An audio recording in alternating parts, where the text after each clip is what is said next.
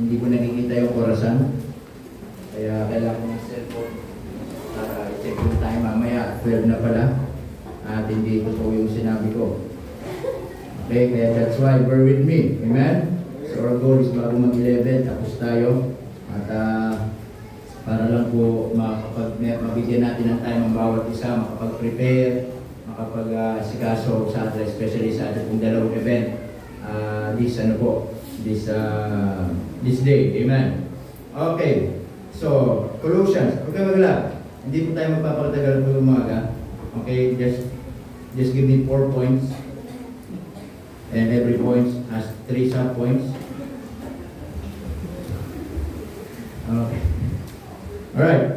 The book of Colossians. Amen. Chapter 2. Colossians chapter 2. Amen. Are you there? Say amen. Amen. Okay, you have your Bible. Say amen. Amen. Okay. So as I said, those that does not have your Bible, we have a Bible here, James Bible, at libre ibibigay ko sa inyo. Amen. Tama? At salamat po sa Panginoon, meron tayong nakuhanan. And then, siyempre, ito libre natin ipinamimigay. Walang bayad po. And make sure, ingatan ninyo, alagaan ninyo, babasahin po ninyo kasi ang Bible, hindi rin po basta napupulot kung saan-saan. Amen? You can order in Shopee, but kahit Bims lamang po, expensive. Like 400 something. Kahit yung Bims Bible lang, pero sa atin ay yung isang box, nakakuha tayo 24 pieces. So, this 300 na lang. Okay ba yun? Hindi, joke lang.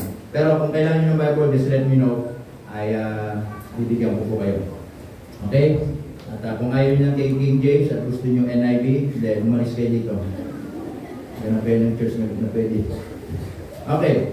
Sabi ng Bible, Colossians chapter 2. In verse 6 and 7, Apostle Paul says, as ye have therefore received Christ Jesus, the Lord. Amen, mga kapatid? So it is a good thing to receive the Lord Jesus Christ in our hearts. Amen. Amen? Amen. It is one thing for a person na makilala niyang Panginoon. Natanggapin niya ang Panginoon sa kanya pong buhay. But, hindi lamang po natatapos doon. There is another thing. Amen, mga kapatid? Ano pong sabi ng Bible doon? In verse 6. So walk ye in Him. Amen, mga kapatid? Amen. So it is one thing na makilala mo ang Panginoon, and that's good, and you're saved. But hindi lang natatapos doon ang buhay Kristiyano. Amen? Maraming mga tao, maraming mananampalataya, they want to accept Jesus Christ as their Lord and Savior, but they don't want to walk in Him. Sabi ng Bible dito, if you receive Christ, walk ye in Him. Amen? In verse 7, rooted and built up in Him, and established in the faith, as ye have been taught, abounding therein with thanksgiving. Tayo manalangin. Panginoon, salamat po na marami once again this morning. We thank you for the opportunity that we get to study your precious word. Help us, Lord, this morning. Give us wisdom. Open our hearts and our minds once again. And pray that every single words, every single message that you are going to share to us this morning, Panginoon, ay maging blessing po sa amin. Salamat po sa pangalan ni Jesus. Amen. You may now take your seat. Amen. In this passage, Paul is reminding the Colossian church of their foundation in their root system. Amen, mga kapatid? Kaya sabi ng Bible dyan, mga kapatid, sa verse 6, sabi dyan, as ye have therefore received Christ Jesus the Lord, so walk ye in Him. Verse 7, rooted and built up in Him. So after we got saved, mga kapatid, meron pa pong purpose ang Panginoon. And the purpose of God, the purpose of the Lord to us, mga kapatid, is of course, sabi ng Bible in the book of Peter, is to grow. Amen? To grow in grace and in the knowledge of our Lord Jesus Christ. Here in our passage, mga kapatid, Apostle Paul is reminding us and also the Colossian church of their foundation in the root system. When we accept Jesus Christ into our hearts and as the Lord of our lives, the root process begins. Amen? We start to grow our roots into Christ. Amen? Our firm foundation, and that is the starting point. And where our roots have the opportunity to grow deep. Tama mga kapatid? Ibig kong sabihin, hindi lang po natatapos ng isang Kristiyano ay maligtas. Hindi lang po natatapos sa isang anak ng Diyos na tanggapin niya ang Panginoon. Amen? Kaya nga nandito pa tayong lahat. Kaya nga po buhay pa tayong lahat. Amen? The only purpose to us ng ating Panginoon is iligtas tayo, then sana kinuha niya na tayo. Tama? Amen po ba mga kapatid? And so many times, yan yung problema ng maraming Kristiyano. Yan yung problema ng maraming mananampalataya. Amen? They are claiming that they are saved. They are claiming that they accept the Lord Jesus Christ in their hearts. They are claiming that one day they will go to heaven. But the problem, they don't want to walk in Him. Sinasabi nila ligtas sila, di naman sila lumalakad sa Panginoon. Amen mga kapatid? Sinasabi nilang anak sila ng Diyos, di naman sila nagpapatuloy sa buhay pananampalataya. Sinasabi nilang they are a Christian, pero ayaw naman nilang lumago. Sinasabi nilang they are a Christian, ayaw naman nilang matuto. Kaya sabi ni Apostle Paul mga kapatid, in verse 6, as ye have therefore received Christ, Jesus the Lord, so walk ye in Him. Amen? Kaya po, biblically speaking, mga kapatid, salamat ang kaligtasan ay sa pamamagitan ng pananampalataya at tanggapin natin ang Panginoon sa puso natin bilang tagapagligtas. Amen? Ang sabi ng iba, napakadali naman. Ang gusto nyo mahirap? Amen? Ang sabi ng iba, ganun lang ba kadali? Tanggapin ang Panginoon sa puso ninyo bilang Panginoon tagapagligtas at maniligtas na. Yes, that's what the Bible says. By faith, tatanggapin mo ang Panginoon. Amen? Kaya nga po, madali na lang kasi nga po, tinapos na ng ating Panginoong Jesucristo. Amen mga kapatid? At yan po yung nakakasuwa sa atin na maintindihan na yung kaligtasan po natin ay napakasimple lamang. Hindi natin kailangan mahirapan ng sarili natin. Amen mga kapatid? Ang sabi ng Bible doon, by faith, bubuksan mo yung puso, tatanggapin mo ang Panginoon sa iyong buhay, sa iyong puso bilang Panginoon sariling tagapagligtas din, may buhay na walang hanggan na. Bisan hindi natin, parang isipin natin, bakit ganun lang kasimple? Nasabi ng Bible Kung sinabi ng Bible, sige, gumawa ka pang mabuti, di gagawa tayo mabuti. Kung sinabi ng Bible na kailangan meron pa tayong i-add something for our salvation, then, sundin natin ang sabi ng Panginoon. Amen? But from cover to cover, as I understand mga kapatid, salvation is by faith through the Lord Jesus Christ. Amen. Amen? And that is our goal, that is our layunin mga kapatid, na isasabihin sa mga tao na yung kaligtasan ay napakasimple lang. Tanggapin ng Panginoon sa puso nila by faith bilang Panginoon sa sariling tagapagligtas. Amen mga kapatid? Amen po ba? Maraming mga tao ngayon mga kapatid, they have Mary but they don't have Jesus. Amen? They have money but they don't have Jesus. They have Buddha, but they don't have Jesus. Amen mga kapatid? They have Allah, but they don't have Jesus. They have everything. They have religion, but they don't have Jesus. And by faith, sabi ng Bible, sabi ni Apostle Paul, ganoon lang kaligtasan. Hindi mo na kailangan magrosaryo, hindi mo na kailangan mahirapan ng sarili mo. Sabi ng Bible dyan, mga kapatid, tanggapin mo ang Panginoon. Kaya nga, sa church natin, lagi ko sinasabi, make sure 100%. If you're going to die, you will go to heaven. I cannot control your life here in this world, in this earth. Amen? Amen? The only thing that, mga kapatid, na nagmamalasakit ako sa inyo, nagmamalasakit tayo sa bawat isa, it's not just our physically, but also the most important thing, yung pupuntahan ng kaluluwa natin. Tama? Kaya nga kung merong isa, dalawa na hindi pa nakakatiyak ng kaligtasan, tiyakin ninyo. Amen mga kapatid? Tiyakin ninyo. Life is short. Amen? And meron pang maiksi daw doon. Life is short, may maiksi pa. Life is brief. Mas maiksi pa siya short. Ibig sabihin, kung gano'n ang buhay, life is your ganun, life is breath ganun. Palit pa. At walang nakakaalam. Amen? Kaya nga po, ang nakakatuwa kung sakaling dumating yung kamatayan sa buhay natin, wala tayong doubt, wala tayong question sa buhay natin at alam natin sa langit tayo pupunta. Yun ang masarap na alam natin sa langit tayo pupunta. Amen mga kapatid? Kaya po, tandaan natin, sa Apostle Paul, kung paano niya i-remind yung mga Colossian church patungkol sa kanilang root, sa kanilang foundation. Amen? Na kailangan tayo bilang mananampalataya, nung tayo naligtas, mga kapatid, lalo tayong lumalim. Lalo tayong yung ugat natin, palalimin natin. Amen? Kumbaga habang lumalalim yung ugat natin, nagiging matibay po tayo. Amen mga kapatid? Nagiging matibay po tayo. Amen? Kaya sabi po ng Bible dyan in verse 7, kung titignan po ninyo sa verse 7, sabi niya, rooted and built up in Him. Rooted.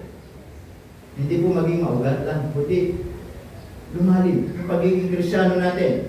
Amen? Huwag tayong tumatagal bilang isang miyembro na pababaw yung pagiging Kristiyano natin. Dapat lumalalim pagkaunawa natin patungkol sa Diyos. Amen? Lumalalim yung pagkaunawa natin sa salita ng Panginoon. Amen? Lumalalim yung ating paglago bilang isang mananampalataya. Naintindihan natin mga kapatid? Think about a steady tree in a windstorm. Tama po ba mga kapatid? Kapag dumaan po yung mga malalakas na hangin, malalakas na bagyo, kapag yung puno, makikita nyo na malalim yung ugat niya, marahil malalagasan siya ng dahon, marahil mapuputol yung mga ibang mga sa kanya, pero hindi siya basta babagsak. Hindi siya basta matutumba. Bakit? Malalim yung pagkaugat niya. Meron namang mga puno, ang yabong-yabong, akala natin matibay. Ang lago ng mga sanga, ang lago ng mga dahon. Kapag dumating yung malakas na hangin, magugulat tayo, ang daling natumba. Bakit? Yung nagpapatibay, hindi po yung nakikita natin. Yung nagpapatibay, yung hindi natin nakikita. Amen mga kapatid? Ibig sabihin, yung ugat, kaya nga, yung buhay Kristiyano, hindi nakadepende ito sa nakikita natin. Hindi nakadepende yung hindi natin nakikita na meron sa puso natin at yun ang Panginoon na salita niya. Amen mga kapatid? Kaya po, the same also goes for us. Amen? When we are rooted in Christ, there will be no way that these things of the world or the troubles of this life will uproot us. Ibig sabihin, hindi tayo basta pwedeng bunutin ng sanlibutan. Amen mga kapatid? Hindi tayo basta pwedeng bunutin ng problema. Hindi tayo pwedeng basta bunutin ng pagsubok. Hindi tayo basta pwedeng bunutin ng mga bagay-bagay dito sa mundo. Bakit? Malalim tayo sa Panginoon. Amen? Amen? Rooted in Christ. Amen mga kapatid? Rooted in Christ. So what does be deeply rooted means? Of course, having a strong desire to know and love Christ. Alam niyo, pag naligtas kayo, yun yung unang hangarin natin. Hangarin natin na lalo natin makilala ang Panginoon sa buhay natin. Amen po ba mga kapatid? And not only that, submitting to His lead and His trusting His power. No, hindi lang tayo hahangarin na lalo natin siya makilala, but also, mga kapatid, matututunan natin lalo magtiwala sa Kanya.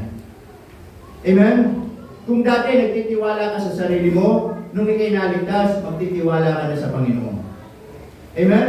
Kung dati nagtitiwala ka sa magagawa mo, nung ikay naligtas, dapat magtitiwala ka na sa kapangyarihan ng Panginoon. Amen? And not only that, but also finding our identity in Christ and living it out. Tama po ba? Kaya dapat kung sinasabi natin, Kristiyano tayo, nakikita sa buhay natin. Amen mga kapatid? Hindi lang dahil nakabihis ka para masabing Kristiyano. Amen? Hindi lang dahil nag-church ka, kaya sinasabi, Kristiyano yan kasi pumupunta sa Sunday church. Christian yan kasi nakadress. Christian yan kasi nakabarong. Sana hindi po ganun. Sana makilala tayo, hindi lang yung sa panlabas. Makilala tayo kasi alam nila talagang may binagong Panginoon sa buhay natin. Amen mga kapatid? Kaya po, ang sabi ni Apostol Pablo dyan sa mga Church of Colossians, dito, pag-aaralan natin, rooted in Christ. Amen? Rooted in Christ. Sabi dyan sa verse 7, rooted and built up in Him. Amen? So, after you got saved, hindi pa po natatapos doon. Tama? Ang sabi po ng Bible, so walk ye in Him. And verse 7, rooted. Amen? And built up in Him. Amen? Established in the faith. So, rooted in Christ. So, number 1, ano yung mga bagay na dapat tayong lumalim? Ano yung mga bagay sa buhay natin na dapat tayong lumago? Upang sa ganon, hindi tayo basta babagsak. Amen? Remember, there was a story in the Bible. Amen? The wise man and the fool man. Tama? Yung isa, there's no problem in the Word of God. They both heard the preaching and the sermon of the Lord Jesus Christ. Tama in the book of Matthew. Amen mga kapatid? Yung isa, ano sabi ng Bible? Nagtayo siya ng bahay doon sa buhanginan. And then, dumating yung great storm. Ano nangyari sa bahay niya? Ha? Great din. Great yung pagkawasak. Bakit? Mababaw yung foundation. Sabi ng Panginoon, itutulad ko kayo sa isang mangmang. Amen? Itutulad sa isang mangmang na nagtayo ng bahay sa buhanginan. Sino yung mga mangmang na yon? Yung mga nakinig ng mga mensahe ng Diyos na hanggang tenga lang. Pero yung mga nakinig na in-apply, ano sabi? Itutulad ko kayo sa isang nagtayo ng bahay sa bato. And then, same also, yung kung ano yung pagsubok na dumating doon sa bahay, parehas lang. Ano sabi ng Bible? Hindi nasira. Bakit? Tama yung foundation. Amen mga kapatid? Wala pong problema sa salita ng Diyos. Ang problema sa tao, yung isa nakarinig, hindi in-apply. Yung isa nakarinig, in-apply niya. Saan tayo sa dalawa? Amen? Kaya po, dito sa Colossians, merong mga bagay dito na gusto ni Apostle Paul na itong mga Church of Colossian Church, mga kapatid, ay lalong lumalim. Lalong lumalim, lalong maging matibay sa kanila pong buhay, pagiging Kristiyano. Amen? Now, number 1. Meron po ba ang oras? Yes. Wala na? Closing prayer na. Number 1. Okay, be rooted in church. Be rooted in church. Rooted in Christ. Be rooted in church. Mahirap lumago ng walang simbahan. Amen mga ulit? Sometimes, mahirap. Tingnan niyo isang estudyante. Yung hindi pwede yung estudyante nag-aaral na wala siyang eskwelahan. Tama? Hindi pwede yung isang sundalo, nagsusundalo, wala siyang army. Tama mga ulit? Sometimes, there's like a student without a school, amen? And like a soldier without an army. Ang hirap na, nag-aaral ka. Saan eskwela mo? Hindi ko alam, basta nag-aaral ako. Tama? O saan yung army mo? Hindi ko alam, basta sundalo ako. Meron. But the point is this, mga kapatid. How can we grow? How can we rooted in Christ to walang church? Amen? Kaya nga, ang pagdalaw sa church, napaka-importante. Napakahalaga. Amen mga kapatid?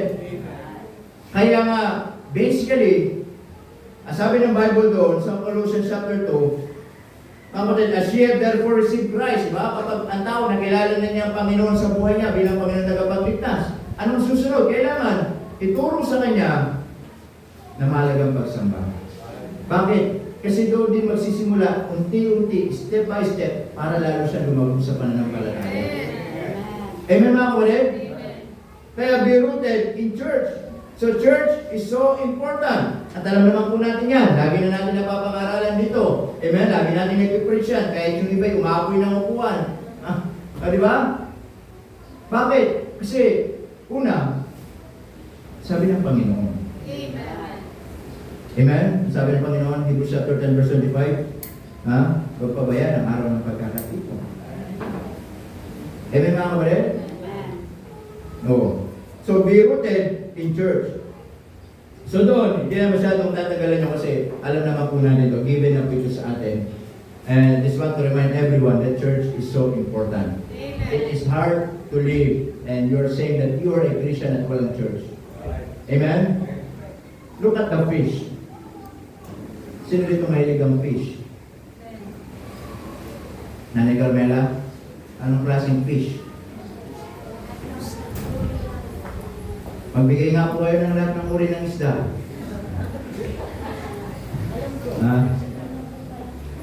Fish ball. Fish fillet. Ano ba? Fish cake? May fish cake ba? Dahil sa amin, sa Tarlac, meron po doon na ice cream. Pero alam niyo ang flavor? Tilapia. Hindi po, I'm serious now. I'm not joking. Hindi po, meron po. Pero yun yung kanilang flavor, tilapia po. At sa amin po, sa Tarlac, kahit isa siya may makita. Okay? Hindi, pero masarap naman. Ice cream siya, pero lasang tilapia. Hindi, parang, pero yung ganun po. Okay, pero, tingnan niyo po yung isda. Kapag inalis niya sa tubig, anong mangyayari? Mamamatay. Hindi mga kapatid. Pag binalik niya sa tubig, hindi, huwag yung tatagalin na isang oras, patay talaga yun. Tanggalin nyo lang. Makita yung isda, di ba, pumapalag-palag, nagingalo. Pero pag binalik nyo ulit sa tubig, masaya ulit siya. Amen mga kapatid? Alam mo, ganun din po tayo, amen? Kaya sabi po ng isang preacher na nagsabi mga kapatid, yung isang Kristyano daw na walang church, ay katulad siya ng isang isda na inalis sa tubig. So, anong ina-expect natin pag ang tao walang church? Mamamatay. Spiritual. Amen? Kaya sana kung paano yung isda pag binalik sa tubig, masaya siya dun sa tubig. Bakit? Kasi yung tubig yung kanyang buo. Yun yung talagang lugar niya. Tama? Alam niyo tayo mananampalataya, ito talaga yung lugar natin yung church Amen. Amen mga kapatid? Ito talaga yung buhay natin, yung church. That every Sunday, nasa church tayo kasi yan yung routine ng buhay dapat natin bilang Kristyano, amen? Hindi tayo masaya kapag walang church pag Sunday. Hindi tayo masaya kapag hindi tayo nakakarinig ng preaching. Hindi tayo masaya kapag hindi tayo nakakapag-fellowship sa bawat isa sa atin. Could you imagine, binigyan tayo ng Diyos, amen? Monday, Tuesday, hanggang Saturday. Dahil sabi niya, Sunday, ibigay niyo sa akin. Kukunin pa ba natin sa Panginoon? Amen mga kapatid? Naintindihan po natin? Amen. The point is this, if you want to be rooted in Christ, you must be rooted in church. Amen. Hindi mo pwedeng sabihin, di, lumalago ko kahit walang church. Okay naman ako kahit walang church. Nagpapatuloy naman ako walang church. No. That is the first thing na kailangan mo. Church. Amen mga kapatid? Amen. So be rooted in church. The number 2. Not only be rooted in church, but also be rooted in communication. And that is prayer. Look at the word, the verse 5. So here, Apostle Paul, he was in prison, right? But still, he's doing his job. Amen? Ginagawa niya yung kanyang trabaho. Ang sabi niya sa verse 5, for though I be absent in the flesh. Ano sabi niya? Yet am I with you in the Spirit. Hindi pumulto si Apostle Paul dito ha. Yung sinasabi niyong absent sa flesh, hindi nila kasama physically. Then sabi ng Bible diyan, yet I am with you in the Spirit. Ano yun? Nagpipray siya. Yung Espiritu niya, nagpipray siya. Sabi niya, wala man ako dyan physically, kasama niyo ako, Spirit. Bakit? Nagpipray ako sa inyo. Kaya minsan yun yung reason ko pag may mga meeting sana, no? Pag may mga meeting ako, ito sana gawin kong reason. I be absent in the flesh, but I am with you in the spirit. May reason na ako ngayon. Wala man ako sa inyo pag meeting, nandiyan naman yung spirit ko. Diba? Nagpipray ako sa inyo. Pero, the point is this, sabi ni Pablo, okay, sabi niya, sa Colossian church, though I be absent in the flesh, yet I am with you in the spirit, joying and beholding your order in the steadfastness of your faith in Christ. Amen? So, it is a good thing to understand and to ma-remind tayo, kapatid, for us to be rooted in Christ, not also be rooted in church, but also be rooted in communication. It means in prayer. Amen mga kapatid? Kaya nga po napakalaga na tayo nagpipray sa bawat isa. Like sinasabi, every prayer meeting, every, pag meron tayong concern sa bawat isa, pag-pray natin kasi responsibility natin bilang sa magkakapatid sa Panginoon. Amen mga kapatid? Tama po ba? And kami po, as a pastor, mga kapatid, wala po ako sa inyo 24/7, araw-araw, pero one thing that I make sure para po sa inyo, pinapanalangin ko po kayo na. Pinapanalangin po namin kayo. Amen? Wala man kami sa bahay ninyo, pero nandun ang espiritu namin. Hindi po kami moto. The point is, nag-pray po kami. Amen? Yun yung sinasabi dito doon sa verse 5. Wala man ako in the flesh, pero in spirit, kasama niyo ako.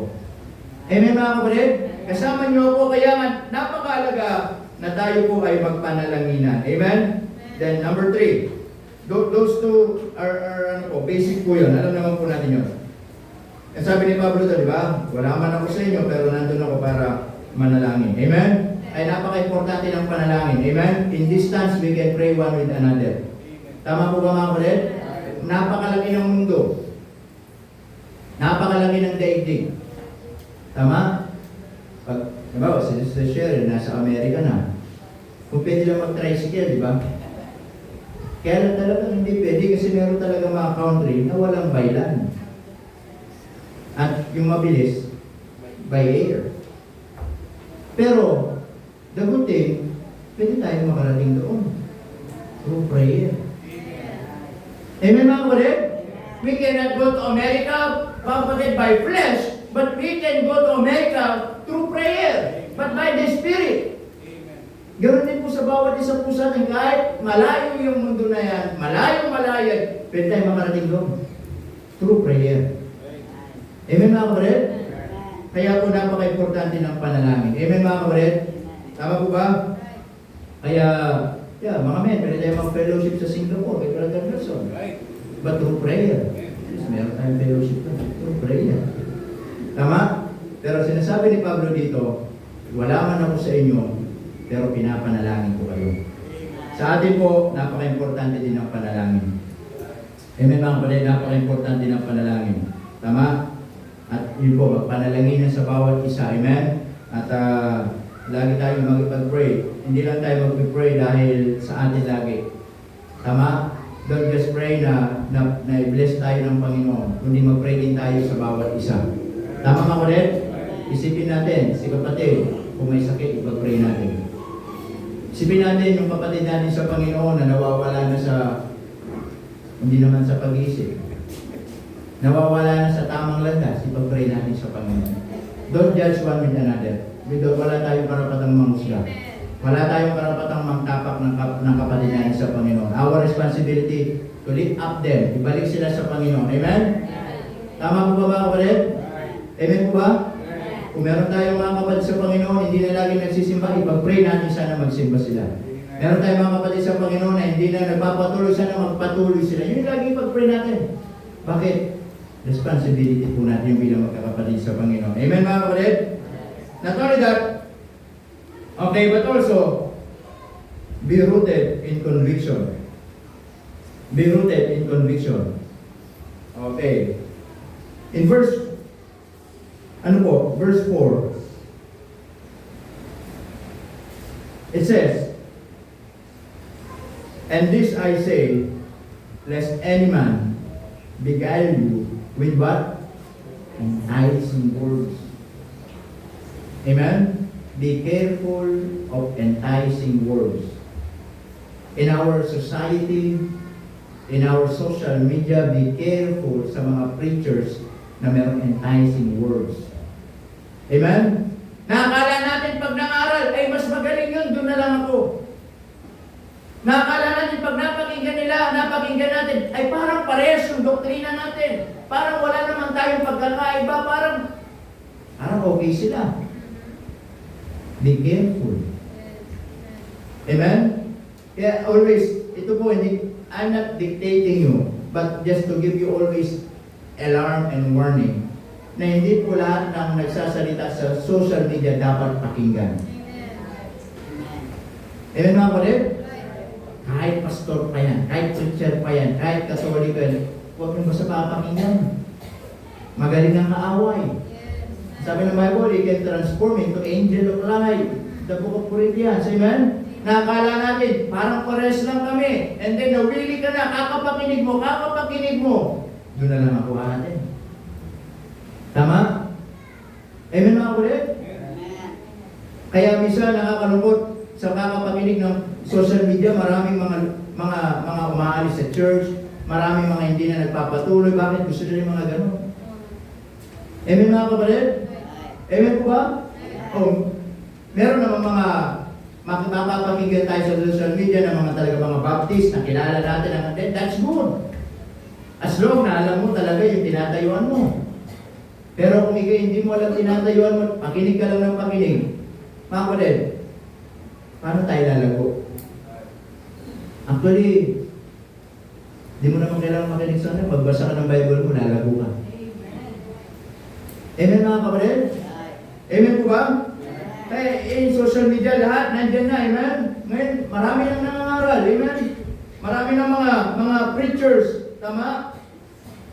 Sabi ng Bible dyan, mga kapatid, in verse 4, in verse 8, look at verse 8. Sabi dyan, beware. Amen? Lest any man spoil you through philosophy and vain deceit. Amen, mga kapatid? After the tradition of men, after the rudiments of the world, and what? And not after Christ. Tama? Kasi po, nabubuhay tayo sa mundong ito, especially yung ating bansa, na maraming paniniwala. Mga paniniwala, sabi doon, gawa-gawa ng tao. Paniniwalang walang kabuluhan. Mga paniniwala na nakala natin, maybe, nung hindi pa tayo ligtas, okay lang yung marahil, hindi natin alam eh. Tama? Ako, sabi ko nga, yung lola ko, hindi naman siya laging palasimba, pero nandiboto siya sa kung kani-kanino. Tama? O, minsan, kita mo, daming inaalay. O, tama?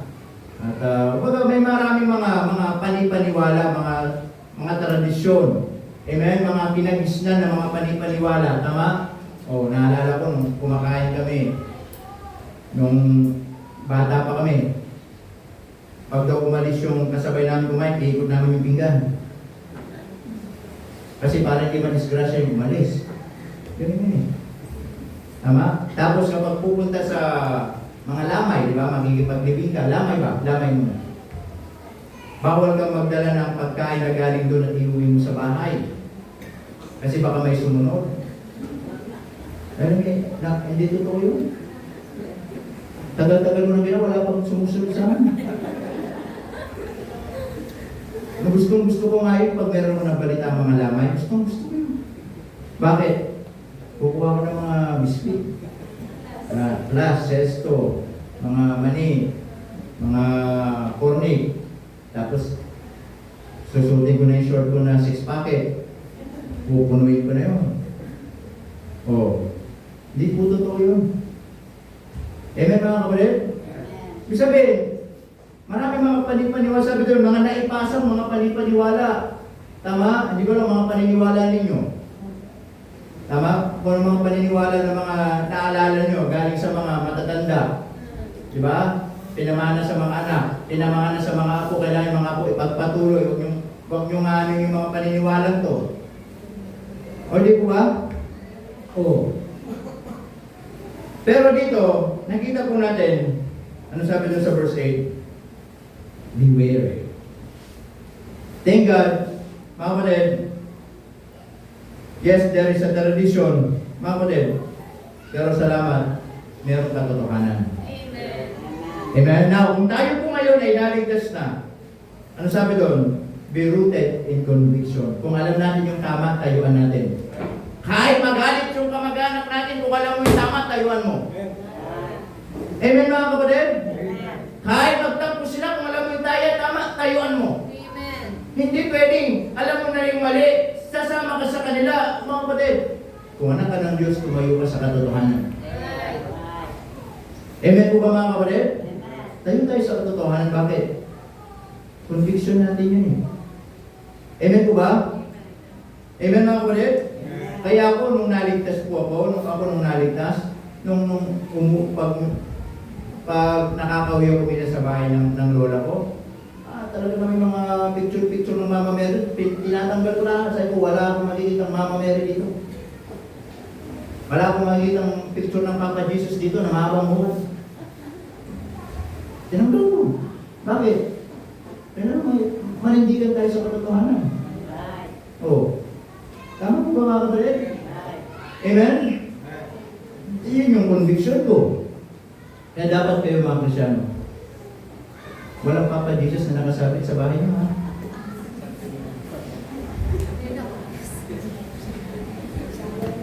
Ano ba tinawag ng Papa Jesus? Tama? Hindi naman siya nagkaroon ng anak. Jesus lang. Amen? Huwag kayo maglalagay ng Mama Mary. Ako lang ang pwede. Pero yung picture lang ni Sir siya lang ilalagay ko. Dito na nilalagay yun sa susunod. Ha? Tapos bawat sisimba, mag-o-offering doon.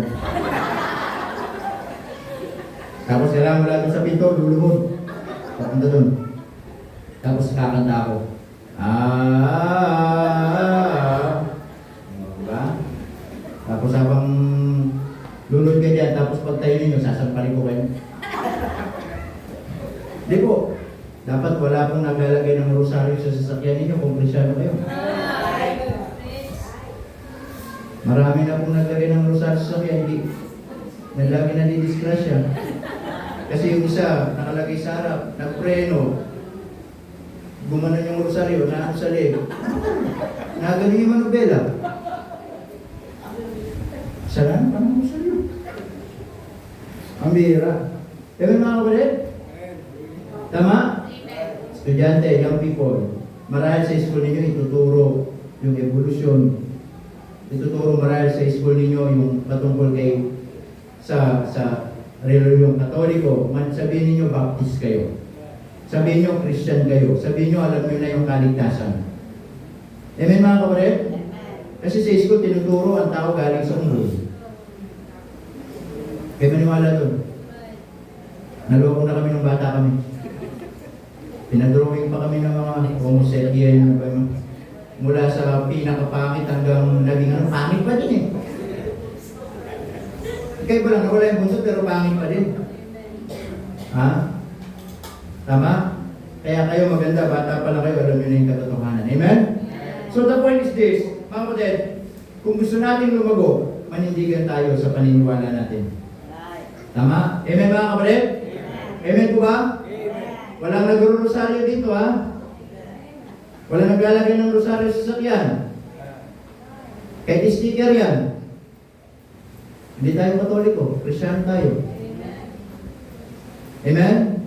Walang naglalagay ng poster sa bahay ng Mary o ano pa ba yan? Papa Jesus. Na malaki yung buhok, haba yung buhok, di ba? Di ba ba? So naman. Oh, bakit? Kasi, Kristyano na tayo, hindi na dapat gano'n. Tama? Kasi kung yung ganung bagay pa lang, hindi ninyo kayang tayuan, paano tayo lalago? Tama po ba? Amen? Kung magalit yung nanay niya, ganun talaga. Paliwanag nyo. Kasi nalaman ko sa Biblia, hindi ko kasi pwede yung ganyan. Mas maganda, picture na lang natin, o anong pwedeng ilagay ng picture. Huwag na lang, Mama Mary, huwag na lang ganun. Tama? O, sabi nyo, huwag na lang maglagay ng rosaryo sa bahay o sa sasakyan kasi may nadisgrasya dahil sa rosaryo. Di ba mga kapatid? Nagpray na, mahaba yung rosaryo ganun, sumabit sa leg, napagaling manubera, napapatay. Salamat pa ng rosaryo, ano? Tama? So, be rooted in conviction. Kasi Kristyano, tatanyo, Kristyano na tayo. Tama? Maliwanag po na, di ba? Yes. Nung hindi pa tayo Kristyano, given na yun. Wala tayong alamin. Kahit nga ako, maraming mga paniniwala. Tama mga kapatid? Pag mga Holy Week talaga, dami sa amin, dami paniniwala. Bawal maligo. Hindi po totoo. Bawal kumain ng karne. Bawal masugatan kasi matagal gumaling. Basta yung Holy Week na yun, Miyerkules, Bebes, Biyernes Santo. Lalo pag Sabado ni Gloria. Ayan, Sister Cheryl. Diba? She witness. Right? When we go to Mama Annette place, right? And that time is Holy Week. Kita niya kung ano yung ginagawa ng mga tao. Amen? Sinasaktan nila yung kanilang mga sarili na yun yung ginagawa ng mga Bible, yun yung ginagawa ng mga tao sa Bible, na kapag sila'y sinasakyan ng masamang espiritu, alam niyo ba yun? Anong ginawa ng yung sinasakyan ng masamang espiritu nasa tomb? Di ba sinasakyan, sinusugat yung sarili niya? Anong ginagawa ng mga tao lumaban kay Elijah? Yung mga Baal's prophet, they took up a stone and, di ba? Ganun din mga tao. Sa panahon, ganun ang ginagawa ng mga tao. Nakita niya, di ba? Puro sugat. Buhat ng cross. Tapos, nakatakalog ng mga mukha. Nagulat siya. First time niya makita ng ganun. Kinakausap niya. Bakit yung ginagawa niya? Di ba? Ako pag ano, naawa ko kasi pag ganyan kasi, ako how much more, my family, ganun ang ginagawa nila. Lagi yan, di ba? Tatay ko, kapatid ko. Minsan sinasabihan ko sila. Lagi ko sinasabi, huwag ka na lang magganyan, bigyan kitang 1,000. Hindi, gusto niya, 1,000 isang araw. Kaya magganyan ka na lang. 1,000 isang araw, ganyan ka na. Pero, the point is, maraming mga paniniwala. Pero, nung tayo po ay na-convert through Christ, dapat hindi na natin gagawin yun. Ang gagawin na natin, yung mga bagay na ikalalago natin para lumago tayo sa ating pananampalataya. Kaya minsan, maraming Kristiyanong nawawala, maraming Kristiyanong madaling umalis, mababaw sila. Di sila natututo. Amen mga kapatid? Pero kung tayo sikapin natin lumago, sikapin natin magpakalalim, kahit anong ipaliwanag ng mundo, kahit anong mga aral maging bago sa atin, alam natin yung tatayuan po natin. Amen mga kapatid? Especially, ang kaligtasan kay Kristo lang. Kahit anong ibigay ng mga taong magandang way para tayo makarating sa langit, di natin tatanggapin. Amen? Because it's clear in the Bible that the only Savior, that the only way going to heaven is the Lord Jesus Christ. Bakit? Yun yung binigay ng Diyos na paraan. Kung sinabi ng Diyos, gumawa kayo ng mabuti, maliligtas kayo, then gumawa tayo ng mabuti para maligtas. Kung sinabi ng Diyos, mag-church kayo lagi para maligtas, then mag-church tayo lagi para maligtas. Kung sinabi ng Diyos sa pamamagitan ng pagtulong sa kapwa, pagtulong sa anumang mga bagay, then gawin natin. Pero in the Bible, walang ganun sinabi ng Diyos. Sabi ng Diyos, di ba? Sabi ng Panginoon, I am the way, the truth, and the life. No man cometh unto the Father but by me. That makes so simple. Bakit yun ang paraan? Ayun ang binigay na paraan eh. Amen mga kapatid? Kaya po, nung tayo naligtas, dapat din natin ginagawa yun. Amen mga kapatid? Wala nang rosaryo dito ha. Wala pong nagaganong-ganon dito ha. Tama? Gusto nyo ba dito? Magkaroon ako ng holy water. Gagawin ko kayo. Kaya lang, nakakatakot nyo nga. Kailangan water ka na lang. Para isang ganun lang.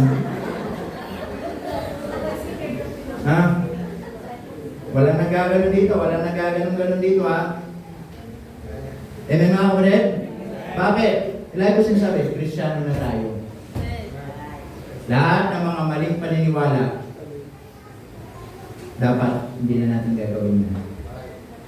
Amen, mga kapatid? Mamuhay tayo ngayon sa katotohanan. Amen po ba? Then lastly, in verse 6. Okay. Verse 6. Okay. As ye have therefore, ano sabi doon? Receive Christ, Jesus the Lord. Ano sabi diyan?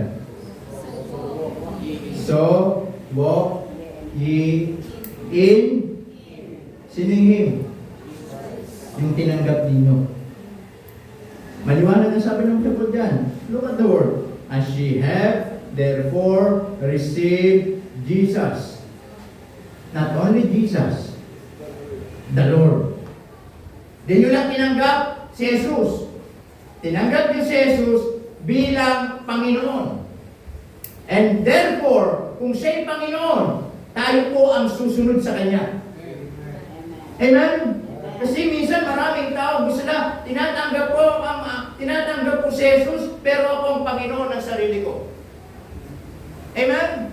Gusto kong tanggapin si Jesus, pero gusto kong maging Panginoon yung mga bagay na meron ako. Kaya sabi ng Bible, di ba? Tinanggap mo si Jesus bilang Panginoon. So kung bilang Panginoon, magpapasubmit tayo. Siya yung Lord natin at susunod tayo sa Kanya. And sabi ng Bible yun, so walk ye in Him. Amen? So lastly, not only be rooted in conviction, but also be rooted in Christ. Amen? Be rooted in Christ. How can we be rooted in Christ? You know what? It is hard for us to be rooted in Christ every Sunday only. It is hard for us to know about the Lord Jesus Christ Sunday only.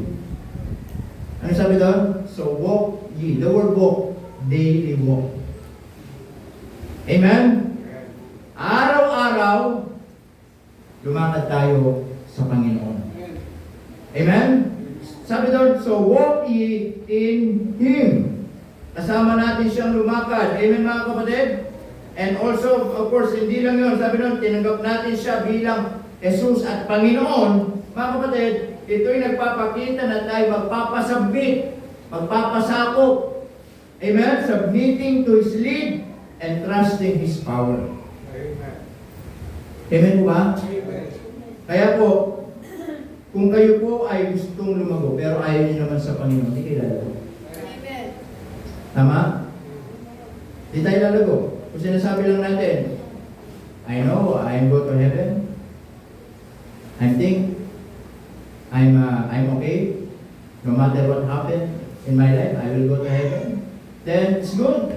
You will go to heaven. But listen, ganun mo lang ba tatapusin yung buhay mo na sa langit ka lang pupunta? Amen? It is enough for you na mamatay ka pumunta sa langit. Hindi ba maganda kung sabi ni Pablo, for to me to live is Christ and to die is gain? Hindi ba maganda kung mamamatay tayo pupunta sa langit, pero dito sa lupa, lumakad tayo kasama ang Panginoon. So many Christians, mga kapatid, they want to accept the Lord Jesus Christ just to escape hell and go to heaven. Amen, mga kapatid? Yun ang gusto nila eh. Pumunta sa langit. Of course, if they will go to heaven, they don't go to hell. Right. So that is the only reason na meron sila. They want to escape hell. They want to go to heaven, and that's sure. Whether you like it or not, if you accept Jesus, you will go to heaven. Pero it seems like they want just to escape hell. Because what? Because they don't want to serve the Lord while they are still alive. Did you get my point? Amen, mga kapatid? Kasi ang dating, gusto nilang tanggapin ng Panginoon para lang pumunta sa langit at hindi na sila pupunta sa impyerno. Ayaw nilang maglingkod nung nabubuhay pa sila. Ayaw nilang magpasakop. Ayaw nilang makilala ang Panginoon. Ayaw nilang lumago. Hindi ba maganda, habang nabubuhay pa tayo, nakikilala natin ang Panginoon? Amen. Amen? Lahat naman tayo darating sa punto na pupunta tayo sa langit.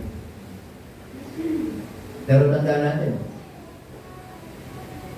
habang nabubuhay pa tayo, merong reward na gagawin ng Panginoon. Amen mga kapatid? Gusto ba nating marinig sabi ng Panginoon, well done, thou good and faithful servant? Actually, dito po sa Book of Colossians, di ba? Ang sabi ng Bible dyan sa Colossians chapter 2 o chapter 3. Okay, Colossians chapter 3.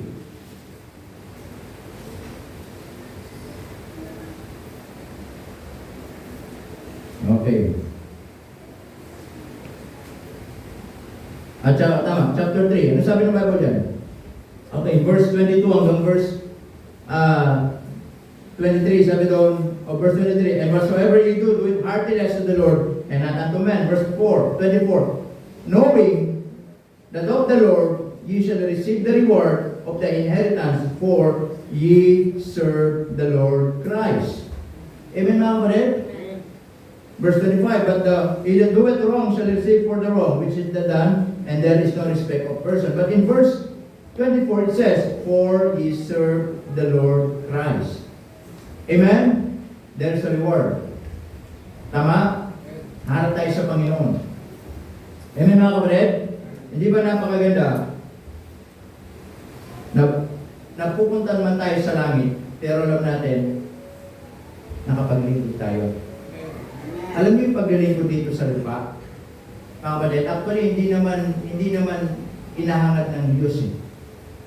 Amen? Kahit wala tayo, walang mawawala sa Diyos.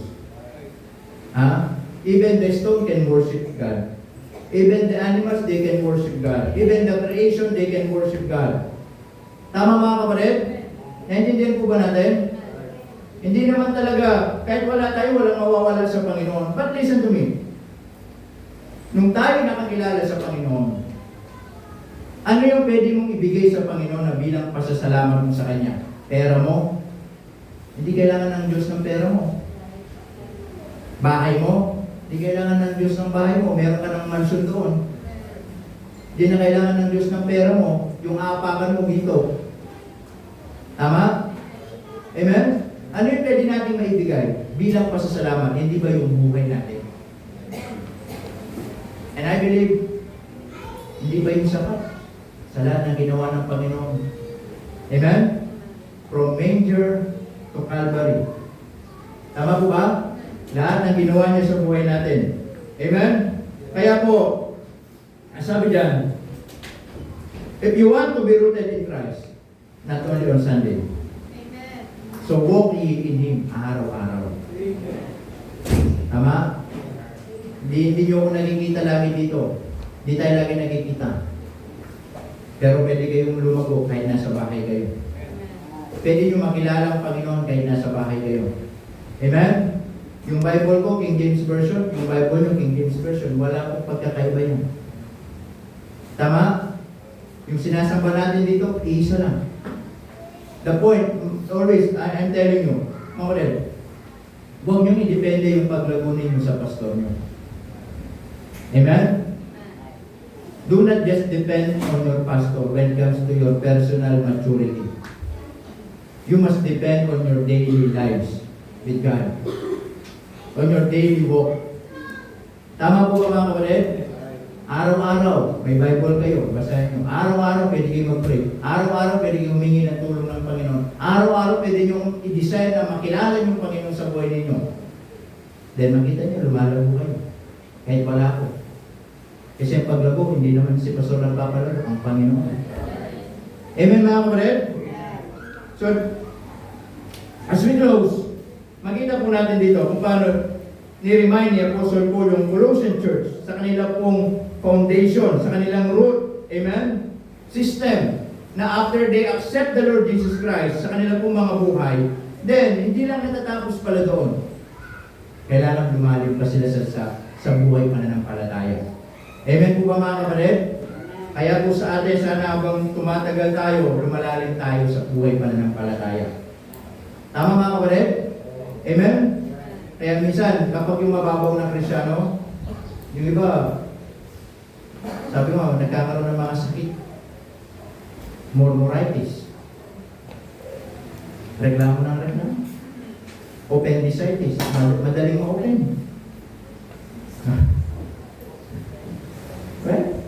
Well, nakarinig lang ng preaching, nasaktan ka agad. Hindi na po magsimba, sakit naman ang sinabi niya. Murmuritis, reklamo ng reklamo. Tama ba kapatid? Pero tingnan nyo, habang kayo ay lumalalim, minsan yung kahit maliit na bagay, hindi nyo na pinapansin. Hindi nyo pinapatulan. Hindi sa sign na kayo lumalabog sa Panginoon. Pero pag yung minsan, maliit na, pinatulan yung sabihin, hindi sign of immaturity. Kaya minsan yung magiging mga lumalabong Kristyano, mapagpasensya, mapangunawa. May mga kapatid, malawak ang isip. Bakit? Lalo kasi nilang naiintindihan yung salita ng Panginoon. Amen mga kapatid?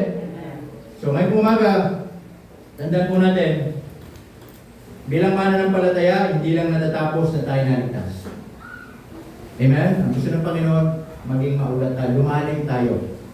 Saan po? In church, in communication, in our conviction. Amen? Again, beware sa panunod natin sa social media. Amen. Tama mga kapatid? Amen. Kung sino mga pinapakinggan po natin. Tama?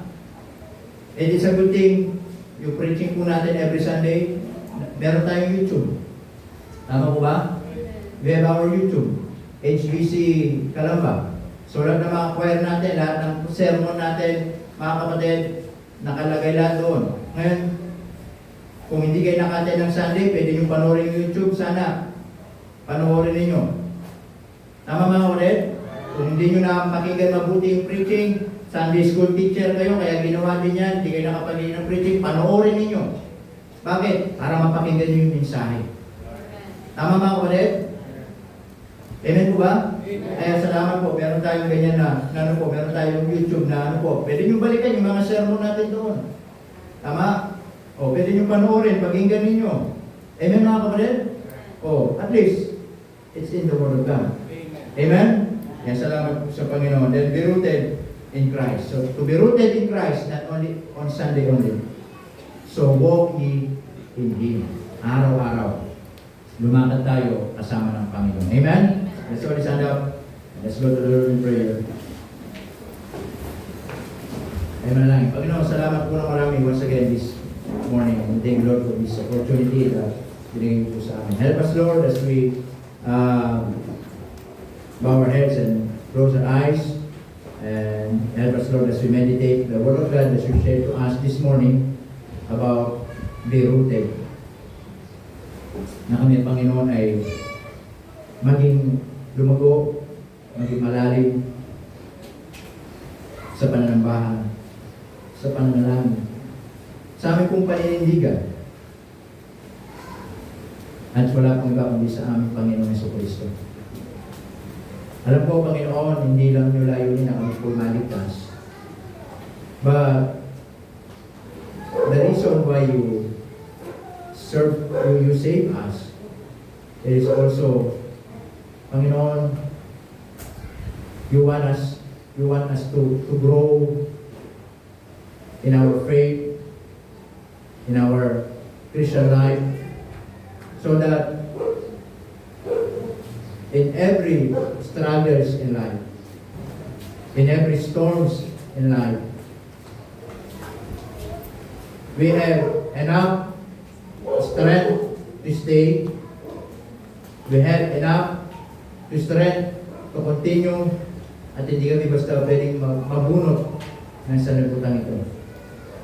Kaya may umaga kung salita ng Diyos ay naging pagpapala sa atin at gusto natin manalangin, magpasalamat o anuman. The altar is open for you to come at manalangin sa Panginoon. Sige po. Salamat tayo sa Panginoon. Tumingin tayong tulong sa Panginoon ngayong umaga. Na marahil, hindi mo naintindihan ang layunin ng Diyos. Pero gusto maunawaan mo, ang gusto ng Diyos, kaya ka niligtas, para magpatuloy ka. Upang sa ganon, kahit doon sa panahon na wala ka ng kasama, sa panahon na wala nang tutulong sa iyo, sa panahon na tingin mo mag-isa ka na lang, ay magkakaroon ka pa rin ng pag-asa. Dahil alam mo, kasama mo ang Panginoon. Amen. Amen. Is there anyone? Maybe. Wanna come. Amen. Amen. Panginoon, nausap sa iyo. At nais mo magpasalamat. Eddie, that you wanna commit to God this morning. Sabi mo, Lord, help me. Help me for my conviction. Lord, forgive me sa mga unfaithfulness ko, Panginoon.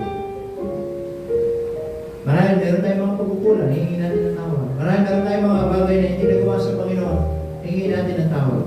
Let us commit ourselves once again this morning to God, na tayo po ay tulungan ng Diyos.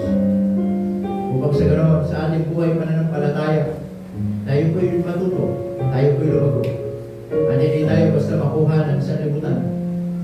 Kundi makita natin, makapagpatuloy tayo sa ating pananampalataya.